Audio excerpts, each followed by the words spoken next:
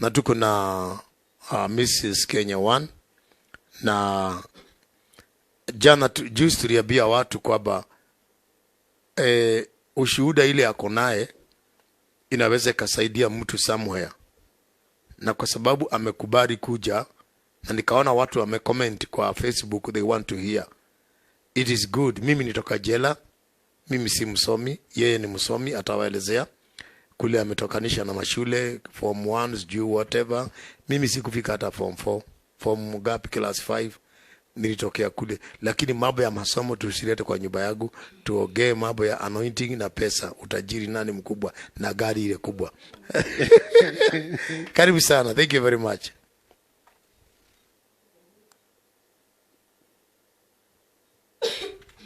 Okay. Thank you. Tuambie majina yako, mimi ndio host. Singoja hata niseme. Haya, sawa. Thank you our viewers for joining us. Kwa majina naitwa Murugi Maina. Mrs. Kenya 1. So na nimeokoka na mpenda Yesu. Mimi ni mama ya watoto, na mimi ni mke wa mume mmoja, Dr. James Maina Nganga. Na nimekuoa, nimelipa mali. Nimeolewa, yes. Yeah, that's nimeolewa okay. Kabisa traditionally, kikanisa, hata kisheria. Mimi ni mke wa mtu. Ukitafuta utaona imeandikwa James Maina Nganga. Na yeye ni mume wa, yes. wa mtu. Imeandikwa Lois Murugi Maina. So I am honored. Mtaniruhusu kuongea Changanya tu, changanya. Hata wao wenyewe ni wa kuchanganya. I am honored to be a wife to a man of God. And to stand in this capacity, it is not easy, but it is a blessing. And because I know there is a reward waiting for me. So I am honored. Na nashukuru Mungu kwa hayo. Thank you, Bishop, for joining us. Thank you. Haya. Ulikuwa unihoji. No. Okay. Viewers, naona watu wameanza kucomment sana hapa. Si mgoje kidogo, mtacomment mkisikiliza. So, now is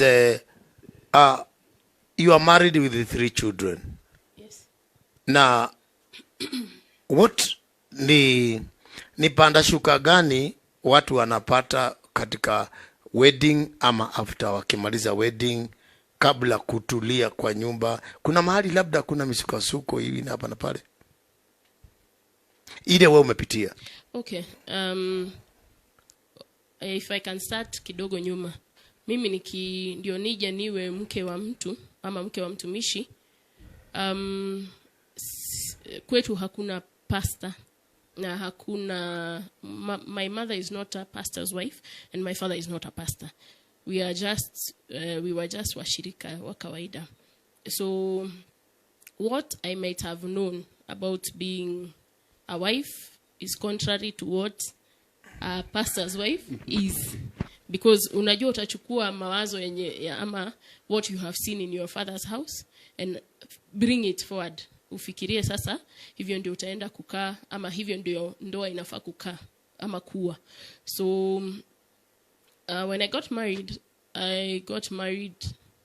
as everyone else does. You expect marriage to be a bed of roses, but it does not turn marriage to be a bed of roses. Yani itakuwa tu nywe mambo okay, mazuri. Sawa, yeah. Kila siku ni honeymoon. Oh, bed of roses. Okay, sawa. But marriage comes with its challenges. There are challenges before marriage, especially when you're what is it called? Courtship. During courtship ni hiyo kuchumbiana ya kukatiana. Ndio hiyo. Okay. Unatumia kukatiana ni gani? Kukatiana siku hizi is just mtu anakuambia uko smart bla bla. Hiyo ndio kukatiana. Hiyo wanakatiana tu, lakini courtship has to lead somewhere. So it leads to marriage. Kuchumbiana. Sawa, kuchumbiana sawa.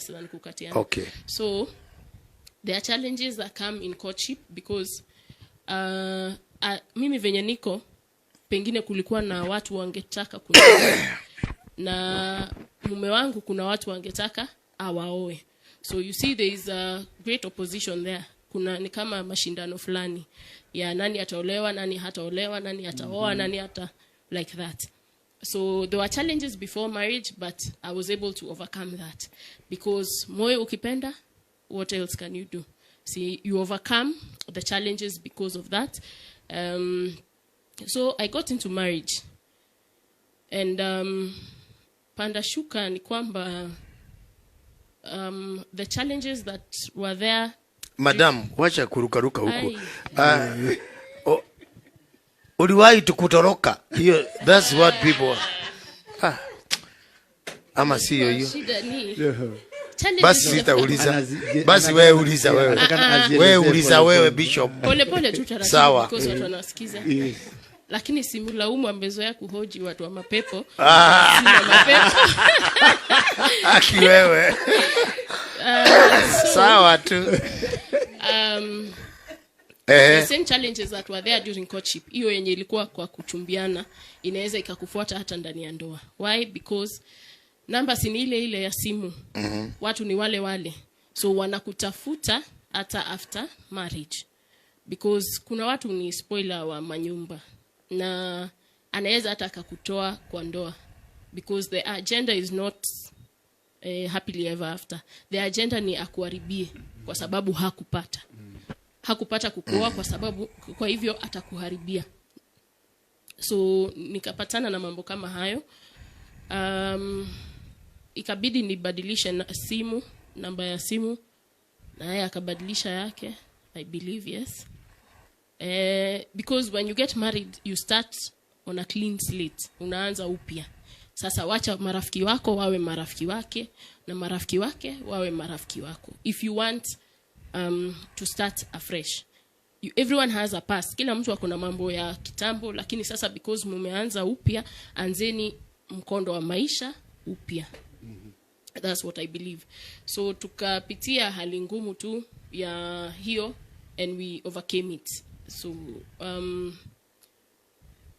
challenges kuna mtu anauliza hapa, tuambie hiyo party ya kuhepa dad.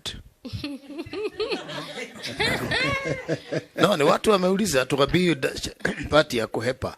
Kama si kuhepa sio kutoroka. Kuhepa ndio kutoroka. Sawa. Nikatoroka. Kisha ukiolewa, you are not anyone's wife and he is not anyone's husband, so you have to mold each other into ani mold nikuwe mke wake na mimi ni mold awe mume wangu venye ningetaka awe. Sasa if you assume automatically huyu mtu atakuwa mume wako venye yuko, mtakuwa mna collide. So kwa hizo hapo ndani kwa kucollide ndio kulitokea kutoroka. Nimetoroka si siri, na because nataka kuponya mtu, kutoroka sio mwisho na sio wanasema hivi unatoroka. Yani kuna siku nilikuja nikakuta nyumba umebeba ma briefcase, uliwekaji kwa gari we mwenyewe, you know, uliweka. Okay. Kuna nguvu fulani inakujaga. Si nguvu. Ni hiyo whatever is making you kutoroka inasababisha tia some motivation. Sasa hata ukijua baadaye sasa leo utaenda ukae, utashangaa hizi vitu zote nilibeba aje, ulipangaje. Ni kama kuna msukumo fulani, either ni hasira ama whatever it is, utachukua nguo utabeba, uchukue watoto kama uko nao ubebe, na hauoni ikiwa kitu ngumu because in your head ni kuenda tu. Okay, sasa wanauliza mtu akienda huwa ameenda kabisa ama anaenda atarudi? Mtu akienda ni hasira imempeleka tu. Anaweza kuwa amesema ameenda kabisa. Atasema tu, hakuna mtu anasemanga naenda kurudi. Si amebeba nguo na amebeba kila kitu na kweli ni kurudi. Sirudi hapa mimi. Kuna mmoja alivuja ma TV na nini. Sio mimi huyo. Wewe hujavuja? Okay. Ni kusema tu kuna mtu alivuja ma TV akaribu na baadaye unajua alirudi. Bwana yake akamwambia kwanza lete TV. Kwa hivyo wale wa kutoroka, hii swali sijui kama utajibu. Huyu anasema huku sema kwenye ni wapi? I don't think you need to tell that. I don't. Yeah. Watu ni Nairobi tu. I'm born and raised. No, wewe unauliza kwao ni wapi? Kwao ni kwangu. Si ndio hiyo? Si kwao ni sikure, si alipewa kitada yake na whatever. Sawa, kwao ni kwangu. Sawa. Nao mwingine anasema hivi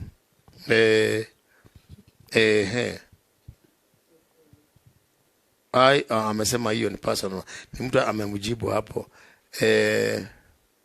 Okay. Mam, hii itaponya ndoa nyingi sana. Ongea tu yote utusaidie. That's good. Amesema kuna mtu amesema hii itatuponya sisi, sababu unajua simu yangu ni hii. Na unajua hii simu yangu imekuwa na matatizo mengi. Unakuta hapa mambo kwa simu, unakataa kukula chakula. What happened now? Inakuwa haina pin na haikusubui. Those are the ones they want to know. Unajua, one thing I learned is that once the devil knows your weakness, hapo tu atapitia hapo na aitumie mpaka make sure amekufikisha mwisho, because the agenda ya shetani is to kill, steal and destroy. Akijua kwamba wewe ni mtu wa simu, ikiwacho hapo mzee ameenda kuoga, sasa atasababisha hapo. Yes. Maana I remember tulikuwa tumekaa kwa hoteli kule Naivasha, na tulikaa kama siku 3. Sasa tukifika hapo Kinungi, simu ikalia message. Sasa mimi nikafungua nikaangalia, inasema asante sana, jana ulinifurahisha sana. Alisema kwa kimombo fulani hivi. So tunaona nimeanza kuadapt yako, ama niseme vile ilisema. So sasa nikampatia simu, nikamwambia angalia huyu, sababu nilitaka kumueducate kwamba spoilers watatuma message ambayo sio ya ukweli. Sasa kama hatungekuwa na yeye aje aone hiyo simu hapo, nyumba ingevunjika. Nikamuonesha, na tumekuwa na yeye siku 3 siku 4. Sasa huyu ametoka katikati na hakuna mahali nilienda.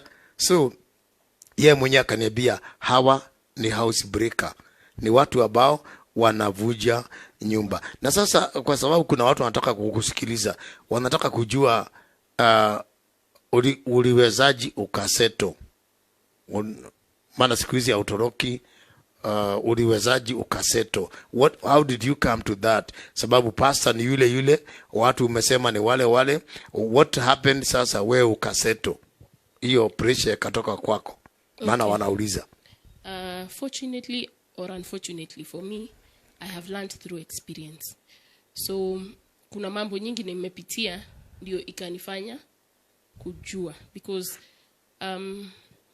I hope someone mwenye ananisikia, you don't have to wait for that experience. Wewe sikiza tu ikufunze.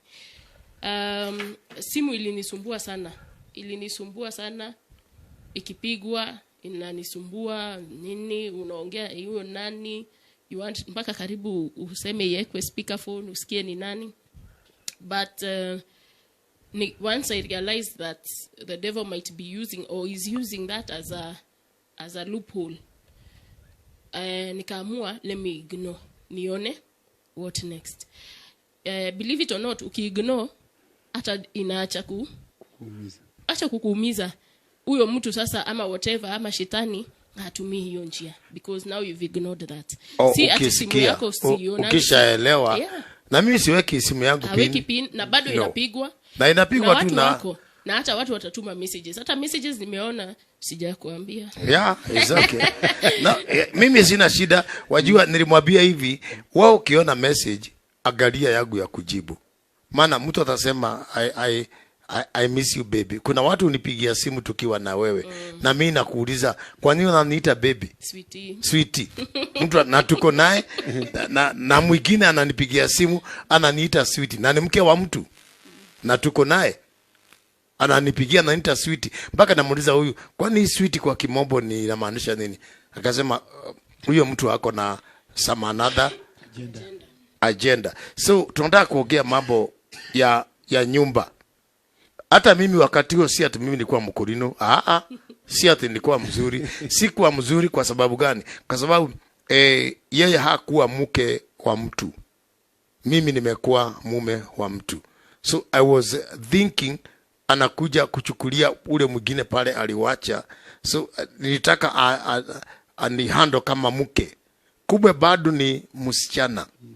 Naona kumbe bado ni msichana. Wacha nikuelezee what happened. Siku moja alikuwa anatoroka na BMW na mimi nachukua polisi. Namfuata mpaka kwao. Mapolisi. Nganga. Naenda. Niliambia watu hiyo. Tukasibuana. Akienda na mimi nachukua polisi. Naenda mpaka kwao. Naye anachukua, anawacha gari, anatoka na matatu. Anaenda. Nikifika naona gari simuoni. So tukasubuana. Sasa hata siku moja nikafanya hivi, si huko hapa. Nikachukua nguo yake na picha yake. Nikaficha, nikaweka kwa safe. Na nikaweka sadaka. Nikaambia Mungu, mimi ni mtume. Siwezi kunyang'anywa mnyama yangu, ni simba hawezi nyang'anywa ile kama mnyama ameshika. Nimekataa. Nikaweka hiyo nguo na picha kwa safe na nikaweka sadaka. Nikaomba, nikatoa tena sadaka nyingine nikaweka huku kwa safe. Believe me or not, wiki yako maliza akaja na masaduku tena yote na mtoto. Haya. Sasa kwanza alinipigia simu, kaniambia naudi hii nikija nitakwambia kitu na itakushangaza. So sitaki niendelee zaidi hapo, lakini akarudi na mimi nikamwambia vile nilifanya. Nikamwambia nilichukua picha yako, nikapeleka kwa save na nikatoa sadaka na nikamtolea zile vitu nilipicha. Sasa nikamletea. Sasa kutoka hapo hiyo kisirani ikaisha. Sasa ikakaa. Nataka kuzungumza hii kwa sababu tukakaa, si nakumbuka nilikuwa nikienda kuchukua hiyo BMW. Ikakaa hiyo BMW. Niseme basi niwache. Sema wewe basi. Maana watu wamesikia watauliza nini mmekata hapo. Wajua tunauba watu. You know we are building people. Basi sema. Nisai kuletewa kisirani. Wewe sema. Sema mambo ya gari. Gari. Iliendaje mpaka sasa iko? Oh, okay. So nilikuwa naenda na nakujia gari na mapolisi na Land Rover. Oh, I like that.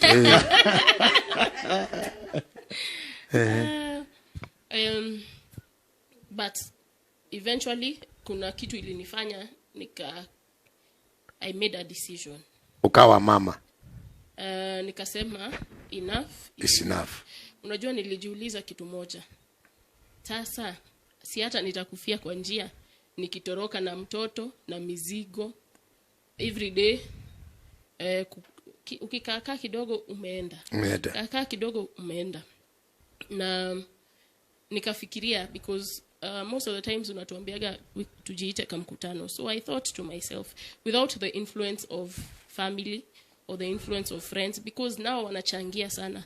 Nilikuwa na marafiki wengi. I had very many friends. Na nikiangalia majority of them are not married. So hata wanakuchangia, wanachangia mashida yako ya marriage. The results that you get ni chana na hiyo mtu. Yeah. Hata kama unaweza ishi peke yako, you can raise mtoto. Utaendelea tu, utalea mtoto wewe. Hata unaweza ukaolewa tena. Because hiyo ndio mawazo ya mtu hajaingia kwa ndoa. But I put that aside. Sikusikiza watu na sikusikiza watu hata wa kwetu. Nikajiuliza, nilifika nikaingia ndoa na not only marriage, nikaingia ndoa na hadi nikapata mtoto. Tayari niko ndani. Kama ni kutoka siwezi toka saizi. Kama ni kutoka ningetoka ile siku tukiwa courtship, nimwambie wewe oa mtu mwingine na mimi niendelee na maisha. But now that I am already someone's wife and I'm already someone's mother, na hata nikitoka hata wacha kukua. You have a question? Baba ya mtoto wangu. Malize kwanza. Okay. Na hata acha kuwa baba ya mtoto wangu, let me take this step, liwe liwalo. Kama ni kubaya nikaharibikie, nikaone ubaya huko. Kama ni kukufa nikakufie huko. Kwa sababu tayari hata nikakufa hiyo siku, mwenye atasema nitazikwa wapi ni huyo tu natoroka kutoka kwake. That husband of mine. So nikasema kama mbaya.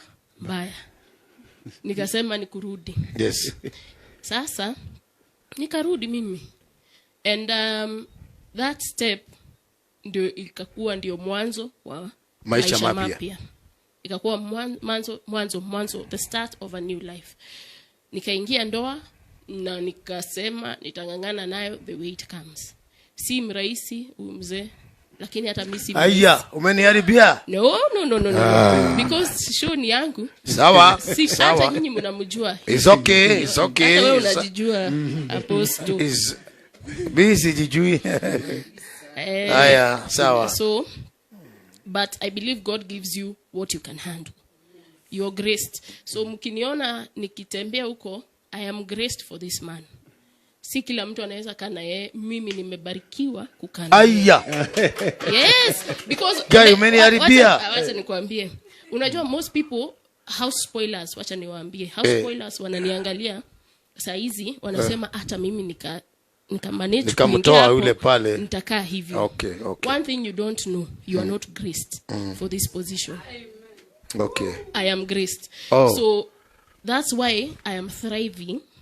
Thriving ni kumaanisha ninaendelea kukua, naendelea kung'aa. Yes. Oh, yes. Here. Okay, sawa. Mtu mwingine akajaribu kuingia hapa, you will be like a thorn bush. Thorn bush. Utakuwa kama kanini, mamiba. Hauwezi. But because I am graced, I thrive. Okay. Bishop. Mama, hapa kuna mtu anataka umsaidie na ana swali. Were there challenges to raise watoto wa the late, and how does one do that? Yeah, that's good. That's a very good question. Yes. Yeah, it's good. Challenges were there because you see, when you come into a household that has children, there is something that they had and there is something that they have lost. So there is a void. There is a void they have. And as much as you try, you cannot fit into those shoes that were there. So you have to, or rather, it is by God's grace that you manage to heal a part of what they lost. Not 100% because you cannot fit into those shoes. But the challenges were there. There was, what can I call it? External influence.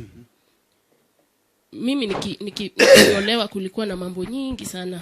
Asiolewe, aolewe, asimuoe. Hapo ndio watu wanataka kujua. Sasa hapo ndio shida ilikuwa. I think nilikuwa na over 1000 ladies who are on queue. Yes. 1000. Ni sawa. Yeah, you know. Let us speak true. Nilikuwa online. Aya. Online. Wale walikuwa online. Hey. Q. Okay. Unajua hata I lost ashes. Yeah. You know that? Yes. Waliinuka wakasema hawezi kutukumbuka na vile tumemtumikia. You know that? Wengine walitaka nioe sister zao, wengine wanataka nioe watoto wao. Yaani na mimi nikasimama nikasema liwalo na liwe. What happened is this. Hiyo swali nikusaidie. Nilijiita kama mkutano after mama alienda na watoto ni wadogo. Sasa nikasema jamani, sijui nikae mwaka 10. Sasa mwaka 10 nitakaa. Watoto hawa ni wadogo. Kale kadogo kalikuwa na miaka ngapi? 10. 11. Sasa nikawapeleka wote boarding. Wote. Jioni nikija ni mimi kama mganga. Just alone. Na imagine umetoka deliverance. So nikajiita kama mkutano. Nikaenda, munisikilize vizuri tu. Hakuna kitu kibaya kama kufiwa. Itakata everything.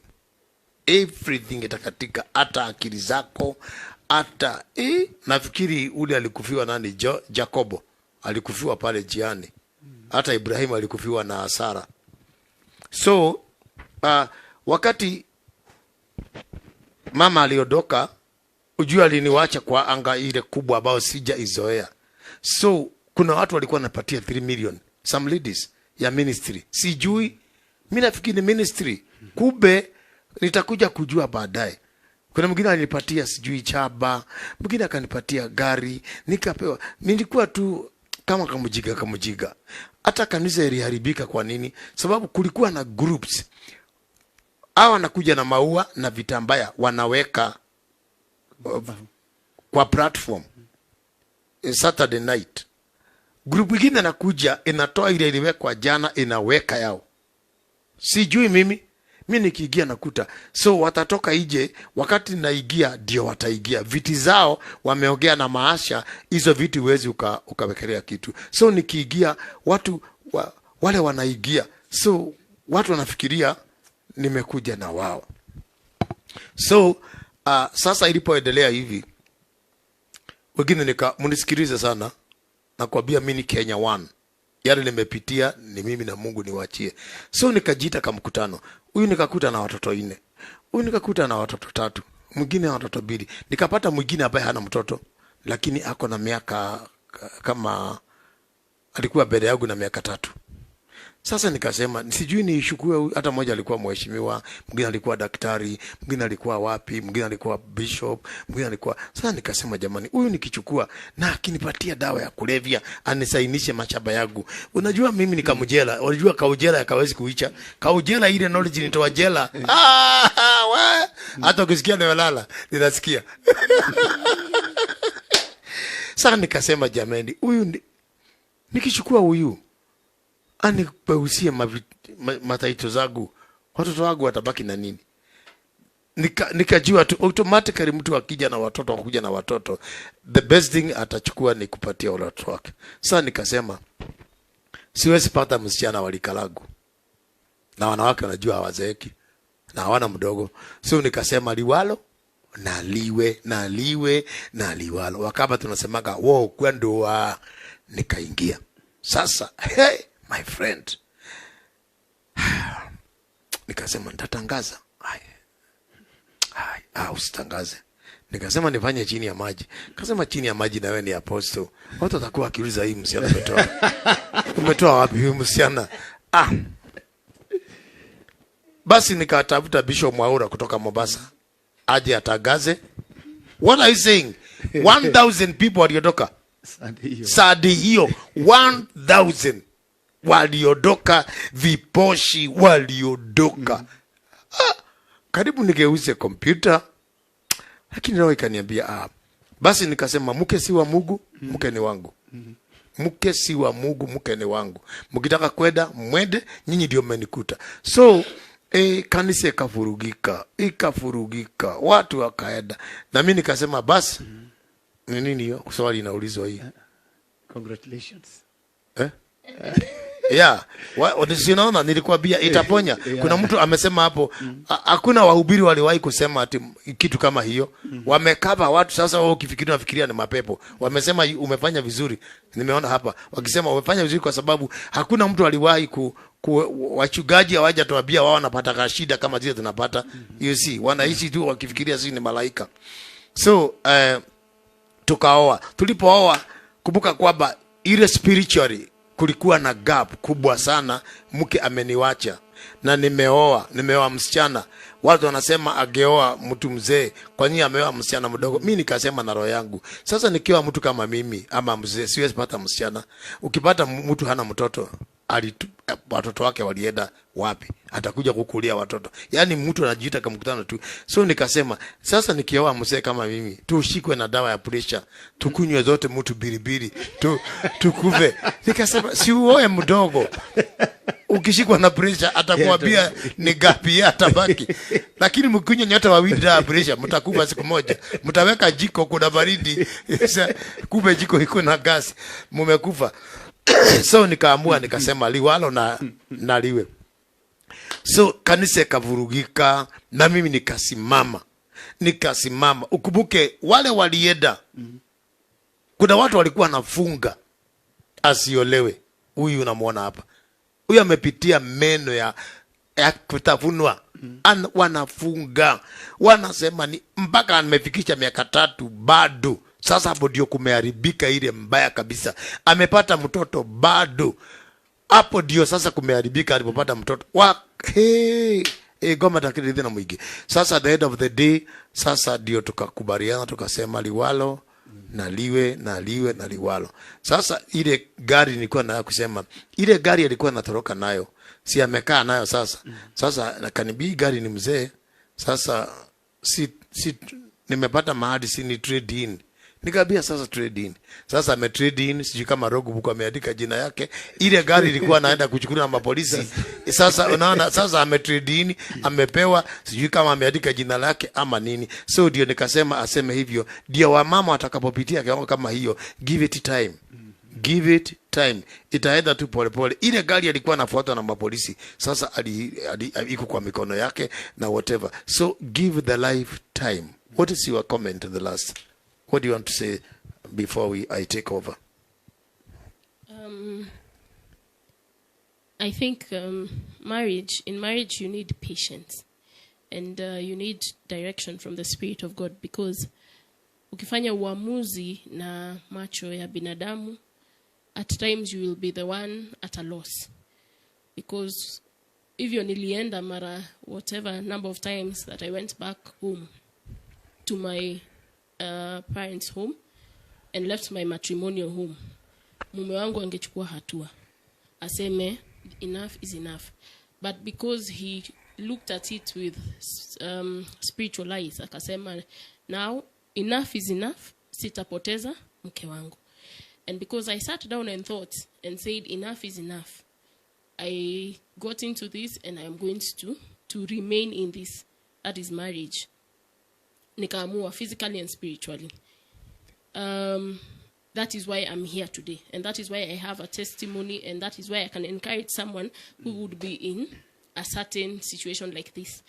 Usitupe mkono ama usikate kauli. Kukata kauli is to give up. To give up, to make a decision.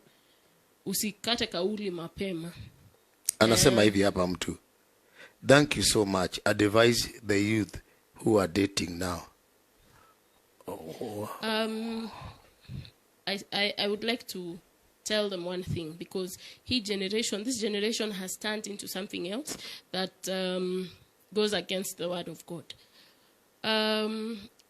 God is after godly offspring. I think it's in Micah, or Malachi Micah. So he's after that covenant of marriage. Not just watoto wamebarikiwa. Yes, watoto watabarikiwa, lakini God is after godly offspring. And godly offspring comes from the covenant of marriage. So do not be in a rush. Unaweza kuwa umewatch wedding show mpaka you are influenced to get married this year, and it's not the right time. You see your friends, as peer pressure, you see your friends getting married and you say hata mimi mwenye atakuja sasa ndiye yeye. And that's not the case, because we are going into marriage blindly, and we are coming out of them at a very high rate. The number of divorce is going up. We are taking up the Western maisha ya wazungu. You marry and you divorce, you marry and you divorce, you marry and you divorce. Yet God said he hates divorce. So take your time, involve God. And at the end of it all, I believe you will go into marriage knowing what you're going into. Because if God goes ahead of you, then I believe and trust that all shall be well. Wacha niulizie watu. Are you learned? I am learned. Hey, which level? I'm very learned. I am learned. I'm a graduate. I'm a graduate yet to pursue my postgrad. Course gani hiyo? Degree ya pili. Oh, ya pili. Ile ya kwanza ni ya? Ya kwanza nimefanya ni ya finance. Finance ni kama ya Uhuru? Yeah. Uhuru is economics, but yeah. Finance, Uhuru asikia yake ni ya pesa tu. Ni mwerevu sana. Ni ya pesa. Finance ndio watu wale wanakuwa na pesa. Ile alikuwa kwa treasury kule kwa, nafikiri mimi naweza pewa hiyo.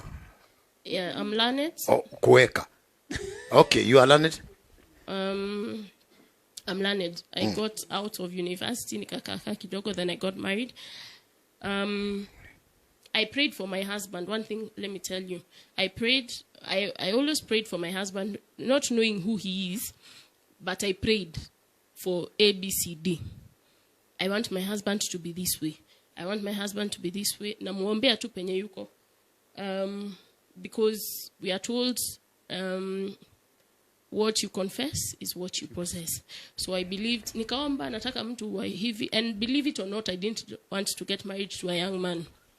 Because kuna mtu anauliza hivi kama baba yako sorry kama I don't say sorry kama I return that kama baba yako alikusupport hukuona harusi ilikuwa alini support. Can I get there please shortly? My father supported me, my parents supported me, even my family supported me, though there are those people who didn't support me among them, not my immediate family, my extended family.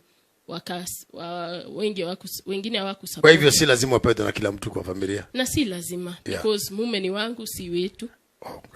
Yeah, so na sikai huko. As long as mali imekubalika, ndoa ina wazazi wangu. Wazazi wako. So, there is watu wa pale hawana shida. Walikubali and